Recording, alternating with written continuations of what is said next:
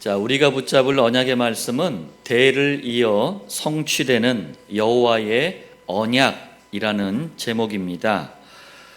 대라는 이 단어의 뜻이요, 여러 가지가 있어요. 혈통, 족보, 또는 후대, 자녀, 그리고 오고 오는 여러 세대, 이런 뜻들이 다양하게 있는데, 오늘 제목의 대라는 의미는 이걸 다 합한 의미예요. 그러니까 혈통 족보를 이어서 성취되는 여호와의 언약, 후대 자녀를 통해 이어서 성취되는 여호와의 언약, 오고 오는 여러 세대를 통해서 성취되는 여호와의 언약, 이렇게 다 포함하는 의미입니다. 자, 첫 번째 서론인데요. 가나안 땅 정복 전쟁은 여호수아서 24장까지 이렇게 보면은 크게 세 단계로 진행이 됩니다. 첫 번째, 제1단계는요, 모든 이스라엘 백성이 동원이 돼요. 그래서 가장 먼저 여리고성, 아이성을 차지합니다. 이 여리고 아이성이 있는 지역이 가나안 중부 지역이에요. 그 다음 이제 기브온 주민들이 화친해 오자 가나안 남부 지역의 아모리 족속 연합군이 이제 다시 공격을 해오잖아요. 그래서 정복하죠. 남부 지역을 다 차지한 거예요. 그 다음 북부 지역, 우리 지난주에 봤던 하소랑 야빈을 중심으로 연합군들이 왔는데 정복을 하죠. 자, 이렇게 처음에는 중부, 그 다음 남부, 북부에 중요한 거점들, 거점이라는 게 전략적으로 아주 중요한 도시들을 거점이라 그래요. 그래서 이걸 싹 다 정령합니다. 여호수아서 11장 23절에 마지막에 보면은 그 땅에 전쟁이 그쳤더라, 이렇게 말씀하신 거는요, 가나안 땅의 중요한 거점들을 싹 다 차지했다라는 표현이에요. 두 번째, 제2단계입니다. 이스라엘이 12지파가 있잖아요. 그런데 이 중에 이미 요단 동쪽에 있는 그 땅을 기업으로, 이 땅이 이제 기업이라는 의미로도 뭐 표현이 되는데, 이 분배받은 세 지파가 있었잖아요. 루벤 지파, 갓 지파, 그리고 므낫세 반 지파. 반이라는 게 절반, 2분의 1이란 뜻이에요.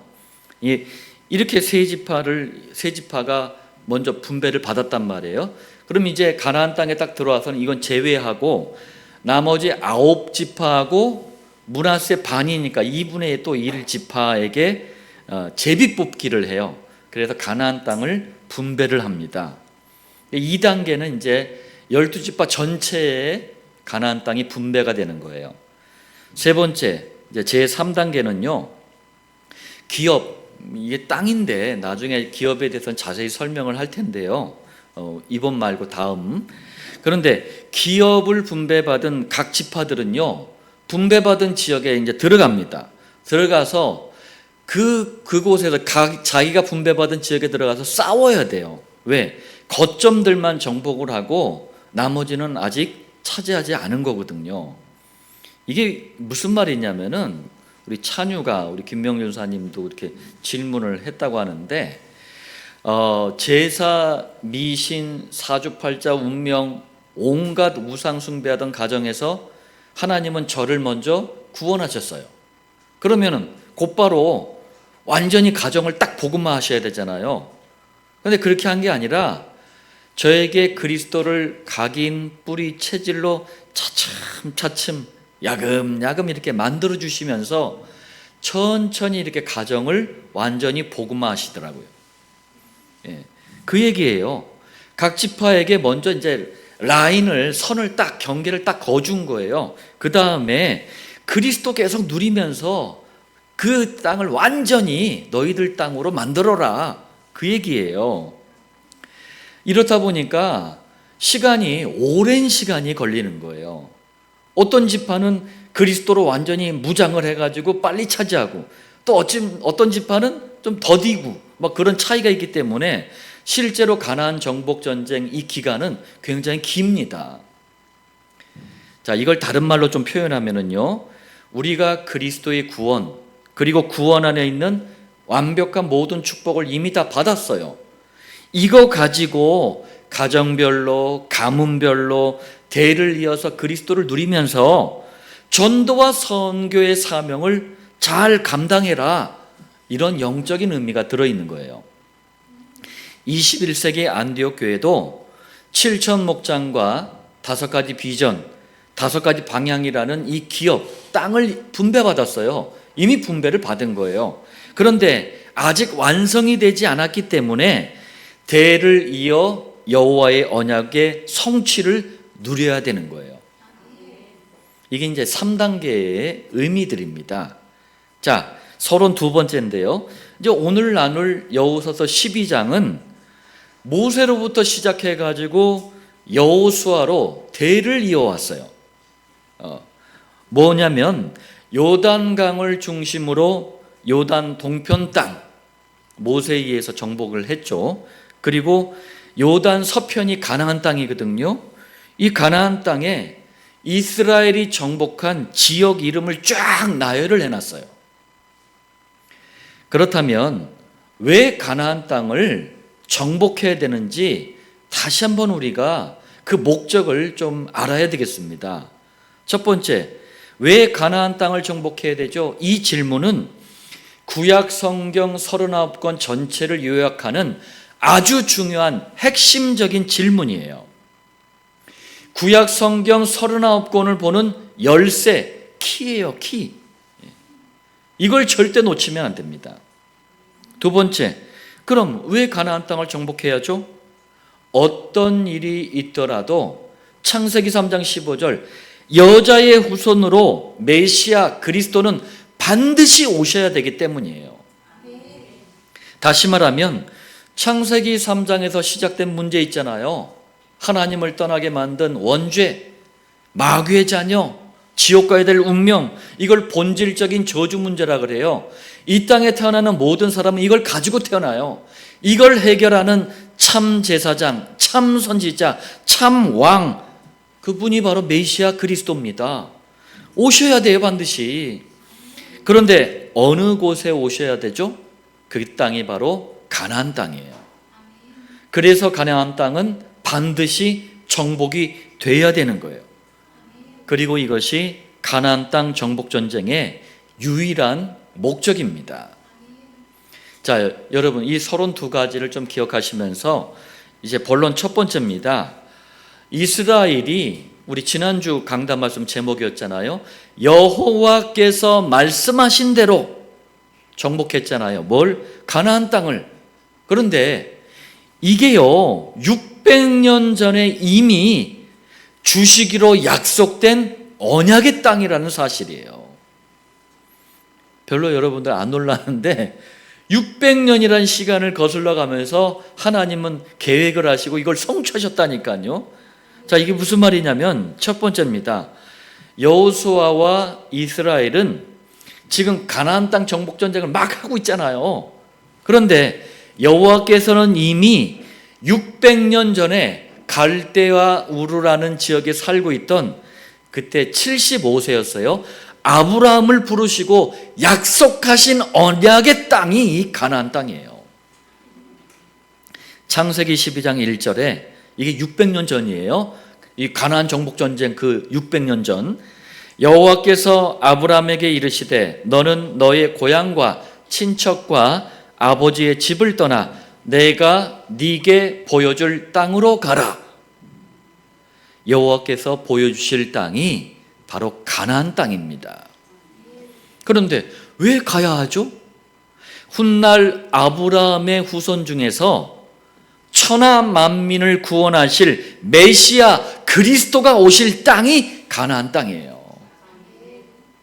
아브라함은 이 언약을 붙잡고 가나안 땅으로 갑니다. 그때 창세기 15장 6절 아브라함이 여호와를 믿으니 이렇게 말씀을 시작합니다. 무슨 말이냐면 여호와뿐만 아니라 여호와께서 말씀하신 가나안 땅 언약을 믿었다는 얘기예요. 자, 그랬더니 여호와께서 이걸 그의 의로 여기시고 윤리, 도덕, 인격 수준을 의로 여기신 게 아니고 여호와와 여호와의 언약을 믿었더니 그걸 의로 여기셨대요. 다시 말하면 구약 시대는요, 메시아 그리스도가 오실 가나안 땅 언약을 붙잡는 게 구원받는 의가 되는 거예요.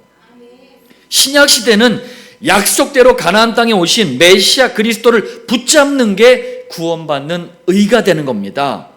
뭐예요? 66권이 다 똑같은 거예요. 구약 시대나 신약 시대나 구원받는 의, 구원받는 방법은 여호와와 그 언약을 붙잡는 거예요. 두 번째입니다. 자, 여호와께서는요, 이 아브라함에게 창세기 15장에 보니까 횃불 언약을 맺습니다. 그러면서 아브라함에게 대를 이어 성취될 가나안 땅 언약을 아주 구체적으로 말씀하셔요. 우리가 창세기 때 이거 그냥 대강 봤을지 모르겠는데 여호수아를 딱 보면서 다시 한번 창세기 15장 한번 들여다보세요. 기가 막힐 일이에요. 자, 먼저 횃불 언약이란 뭔지 한번 보겠습니다. 아브라함에게 갑자기 짐승들을 갖다 반으로 쪼개래요. 쫙 벌려놓으래요. 예. 그 다음에 갑자기 횃불이 뚝 나타나더니 횃불이 그 갈라진 두 조각 난 짐승, 그 피 흘리는 짐승 사이로 횃불이 쫙 지나가거든요. 이게 뭐냐면은 짐승을 반으로 가른다는 것은 그때 당시에 부족들끼리 아니면 민족들끼리 서로 맹세할 때 쓰는 방법들이에요. 이 짐승이 발로 갈라져서 죽은 것처럼 우리가 서로 약속을 지키지 않으면 죽는 거다. 이게 이제 그때 당시 방법이었거든요. 그런데 여호와 하나님께서 갈라진 짐승 사이로 횃불을 지나가게 하셨다. 이건 뭐냐면은 똑같은 말이에요.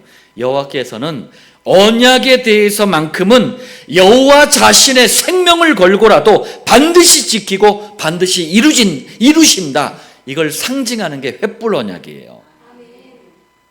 그리고 어둠을 밝혀주는 게 횃불 아닙니까? 횃불은 참된 빛 되시는 그리스도를 설명하는 시청각 자료입니다. 이게 무슨 말이냐면요, 그리스도는 창세기 1장 2절 혼돈, 공허, 흑암, 이걸 깨트리는 창세기 1장 3절 하나님이 이르시되 빛이 있으라 하시니 빛이 있었고 바로 그 참된 빛이에요. 흑암을 깨트리는 빛. 자, 그리고 여호와께서는 횃불 언약을 맺으실 때에 훗날 차지할 가나안 땅의 경계, 어느 정도까지 차지할 수 있는지 경계까지도 말씀하셨어요. 15장 18절 중간에 보니까 내가 이 땅을 애굽 강에서부터 그 큰 강 유브라데까지 네 자손에게 주노니. 애굽은 이집트잖아요. 유브라데는 즉 유프라테스 강, 저기 이라크에 걸쳐 있는 그 강이란 말이에요. 굉장히 넓은 거예요. 근데 이스라엘이 언약에 대한 믿음이 와서 이걸 제대로 차지를 못한 거예요. 지금의 저기 이스라엘 딱 그만큼 차지하고 만 거예요. 끝난 거예요. 다윗 때 좀 제일 많이 차지했다가 쭈그러들었어. 이뿐만 아닙니다. 15장 19절에서 21절에 보니까 겐 족속과 그 다음에 마지막에 여부스 족속의 땅이니라. 아브람 당시에 살고 있던 이 가나안 땅에 살고 있던 10족속의 이름을 쫙 나열을 해요. 역사적으로 사실이다. 이걸 강조하기 위해서 구체적으로 나열을 한 거예요. 고고학자들, 역사학자들은 한참 뒤에요. 이게 살고 있었구나.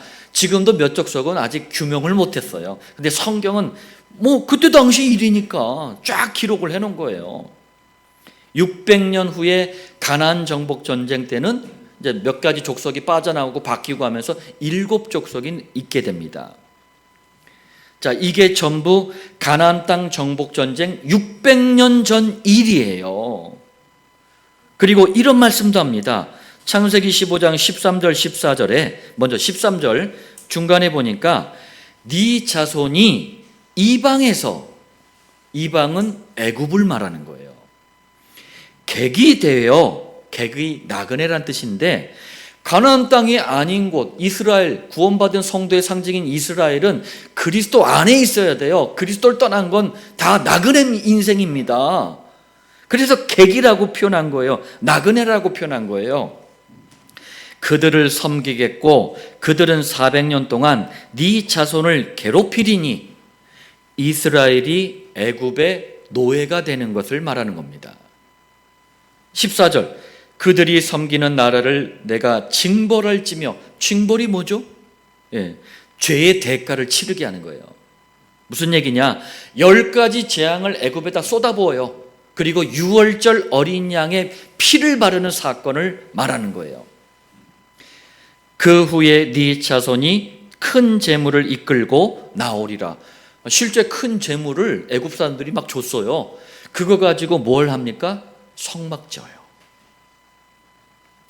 자, 왜 이렇게 하십니까? 왜? 아브라함의 후손들을요, 가나안 땅에 그대로 딱 두잖아요. 요것들이 가나안에 엄청난 우상 숭배가 그 문화가 있었거든요. 여기에 그냥 막 동화가 돼버리네, 빠져버리네, 물들어 버리네.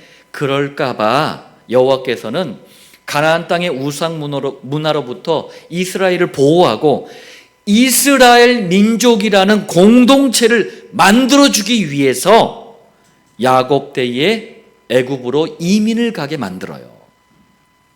그 선발대가 바로 노예로 끌려가서 감옥까지 갔다가 애굽의 총리가 된 요셉이에요. 요셉 때문에 아버지 야곱과 70명의 가족이 애굽으로 이민 올 때는요, 애굽의 노른자의 땅이 고센이었습니다. 고센 땅을 받게 돼요. 이건 또 이유가 있었어요. 우상의 나라 애굽은요, 이 나일강을 끼고 있는 나라거든요. 나일강이 이게 비가 오면 막 범람을 범람을 해야지 또 농사를 져요. 그래서 농경 문화가 굉장히 발달한 나라가 애굽이었어요. 그리고 이 농경 문화를 또 이게 막 농사를 짓고 하다 보니까 5만 가지 또 우상을 향한 축제 문화가 있었어요. 여기에 물들일까봐 농경지하고 한참 떨어진 고센 땅에 목축업하기가 좋거든요. 고센 땅에 딱 박아두신 거예요. 뭐 그래도 영향을 받았어. 덜 받은 거지 그나마. 이때부터 희한한 일이 벌어져요. 이스라엘의 인구가 갑자기 막 늘어나요.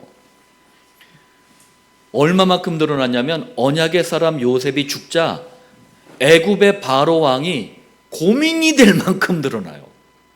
저것들이 반란을 일으킬까 염려가 될 만큼 이스라엘 인구가 막 늘어났다니까요. 그래서 바로 왕이 어떻게 했냐? 이스라엘을 노예로 만들어버려요. 그렇다면 여러분, 왜 여호와께서는 선택하신 이스라엘 민족을 노예로 만드는 걸 그냥 허락하셨을까요? 창세기 15장 13절, 네 자손이 이방에서 객이 되어 그들을 섬기겠고, 여호와께서 이미 아브라함에게 말씀하신 대로 된 거예요. 여호와의 언약은 좋은 것이든 나쁜 것이든 반드시 시간표가 되면 성취가 됩니다. 그리고 또 다른 이유가 있어요. 그냥 막 잘 나가게, 애굽에서 잘 나가게 두잖아요. 그럼 목이 막 이래가지고 나 잘났거든 이러면서 애굽의 우상 문화와 완전히 섞여버려요. 안 그럴 것 같죠? 그런다니까. 이스라엘이 껄핏하면 그랬어요. 그러나 노예로 딱 만들어버리면 어떻게 됩니까? 고난 때문에 여자의 후손, 이 신앙의 순수성을 유지할 수가 있는 거예요. 한번 생각해 보세요. 여러분, 내가 막 잘 살고 막 배부르고 막 잘 나가, 그때 신앙이 좋을까요? 아니면 어렵고 막 힘이 들어, 그때 여호와를 의지할까요? 미안하지만 안 됐지만 고통당할 때 여호와를 의지하더라고. 대한민국 교회 교인들하고요, 북한에 지하교회가 있거든요. 몰래 숨어서 예배드린 지하교회 성도들하고 누가 더 신앙이 좋을까요? 북한의 지하교회 성도들이 훨씬 더 순수하고 신앙이 좋아요.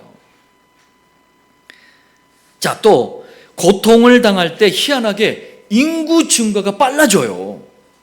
한번 여러분 생각해 보세요.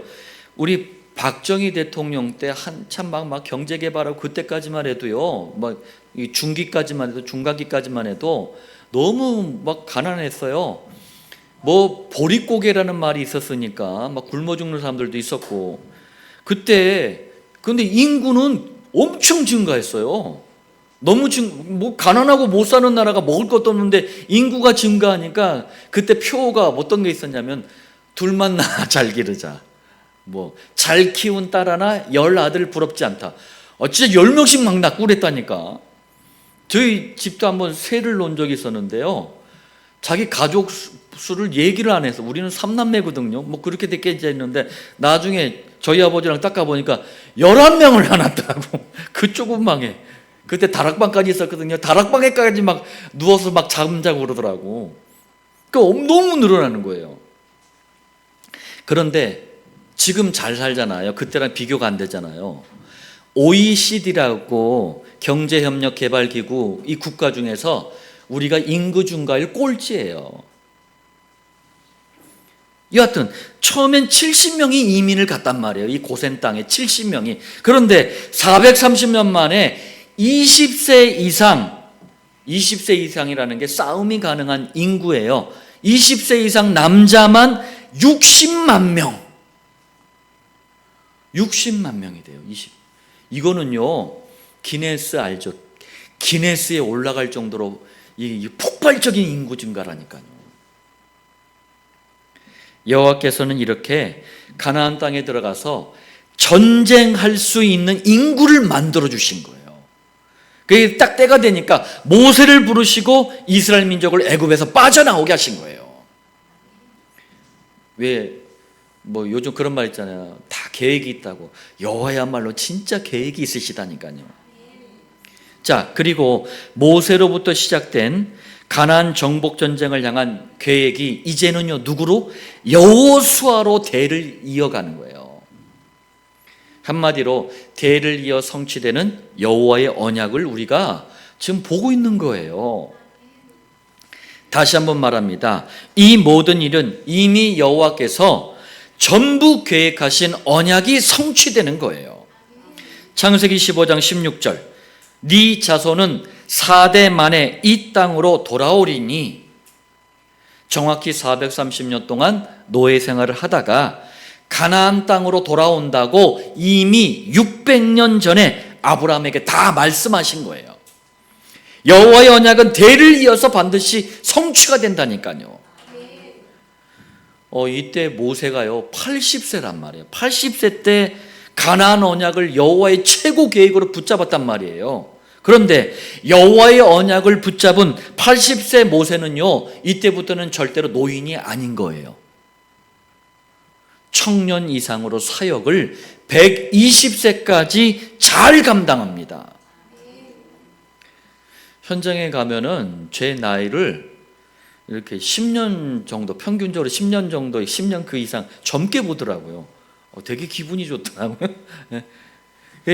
왜냐? 그리스도와 세계복음화의 언약을 가지고 있으니까 그런 거예요. 하나님도 못 알아볼 정도로 성형수술하지 마시고 언약을 붙잡으세요. 언약을. 자, 그리고 모세가 죽고 나자 모세 옆에서 이제 가방 들고 비서 역할을 한 사람이 누굽니까? 여호수아란 말이에요. 여호수아가 후계자로 세워져요. 모세가 붙잡은 최고의 계획, 여호와의 최고의 계획을 여호수아도 붙잡아요. 자, 정리하자면 가나안 땅이 정복된 것은 이미 600년 전에 약속된 여호와의 언약이에요. 그리고 대를 이어 성취되는 여호와의 언약인 거예요. 제목의 의미를 아시겠습니까? 본론 두 번째입니다. 모세는 그런데 너무 안타깝지만 가나안 땅에 들어가질 못했어요. 그래서 가나안 땅을 바로 코앞에 두고 요단강을 건너기 전 곧 가나안 동쪽에 있는 요단 동쪽 땅을 직접 정복을 합니다. 이게 무슨 말이냐면요, 첫 번째, 여호수아서 12장 1절, 이스라엘 자손이 요단 저편 해돋는 쪽, 이렇게 얘기했어요. 해가 뜨는 지역이니까 요단강을 건너기 전 요단 동쪽을 말하는 거예요. 요단 동쪽 지역을 모세와 이스라엘이 다 차지한 거예요.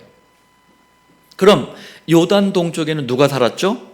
여호수아서 12장 2절, 시온은 헤스본에 거주하던 아모리 족속의 왕이라.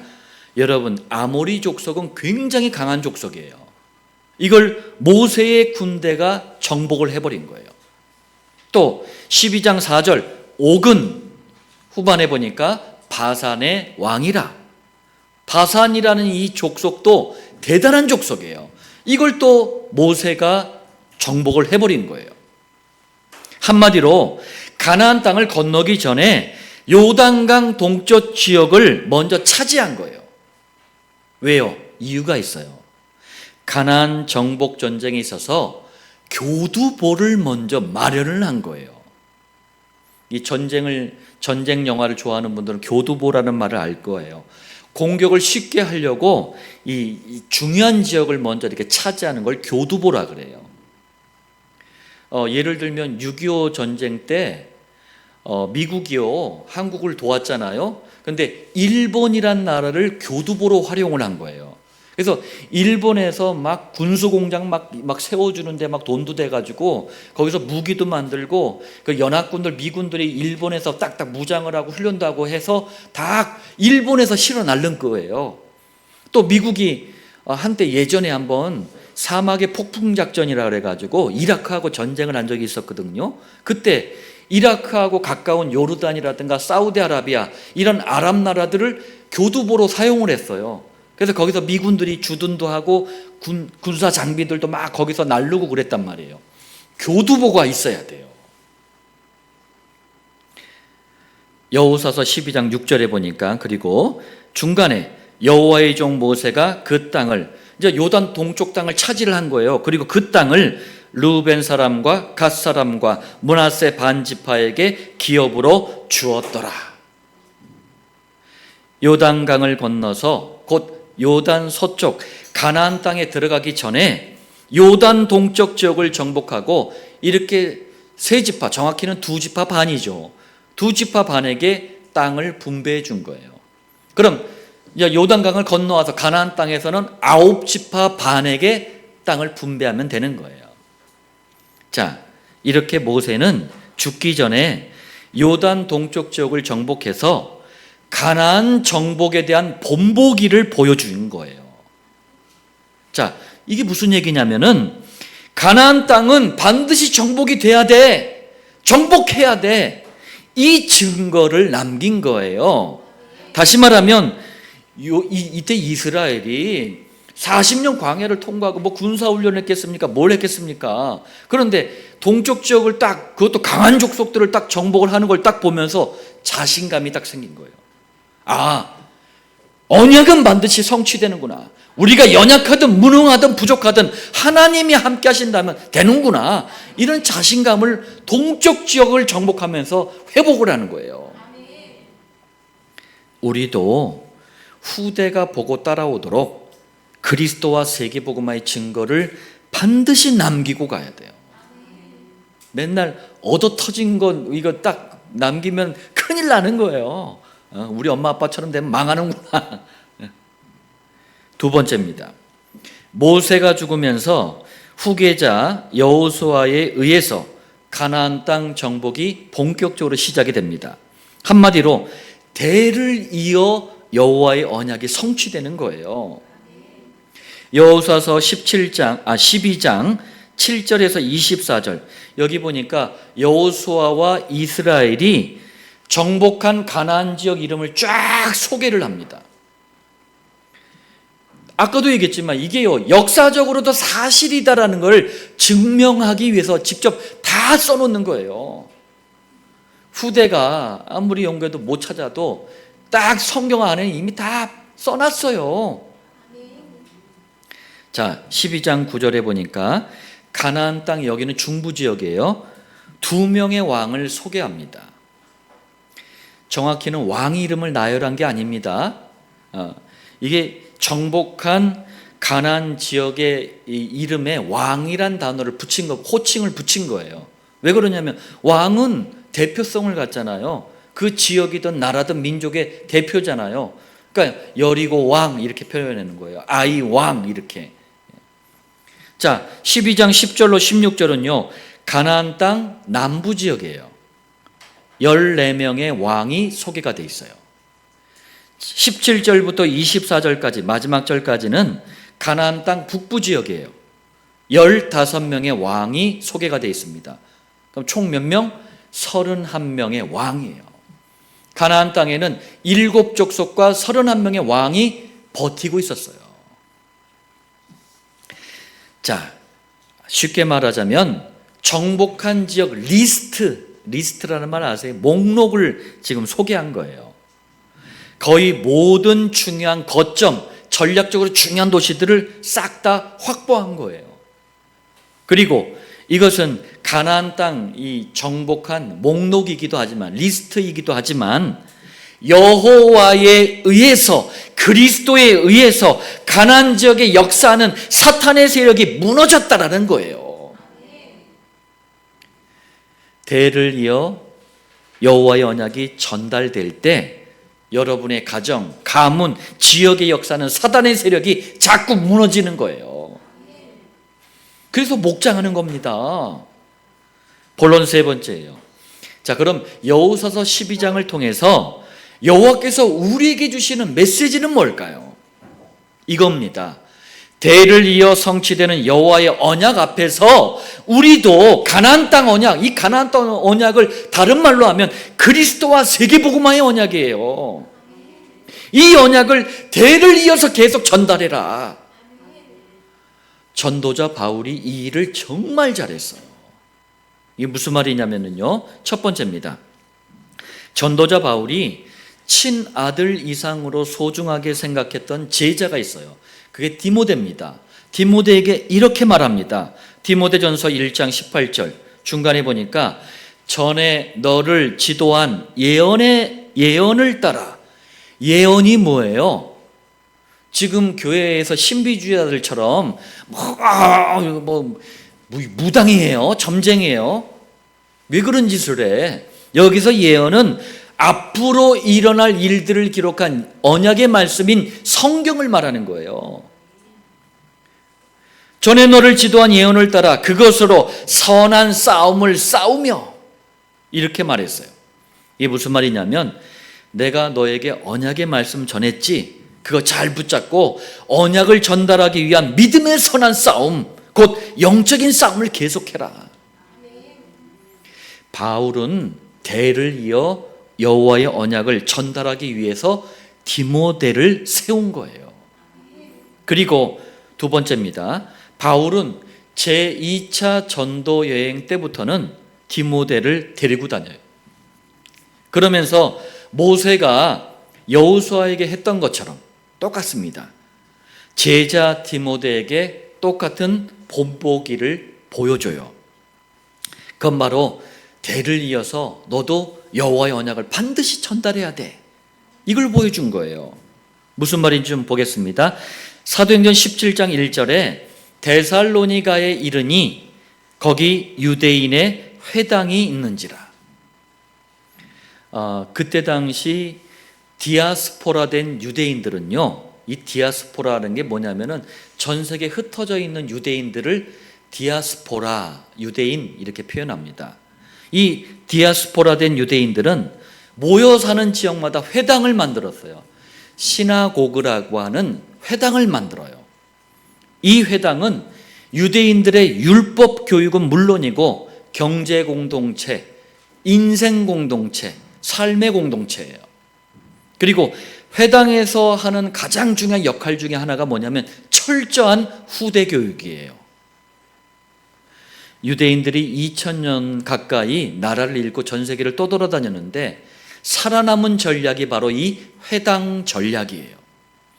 바울이 이걸 너무나 잘 알았어요.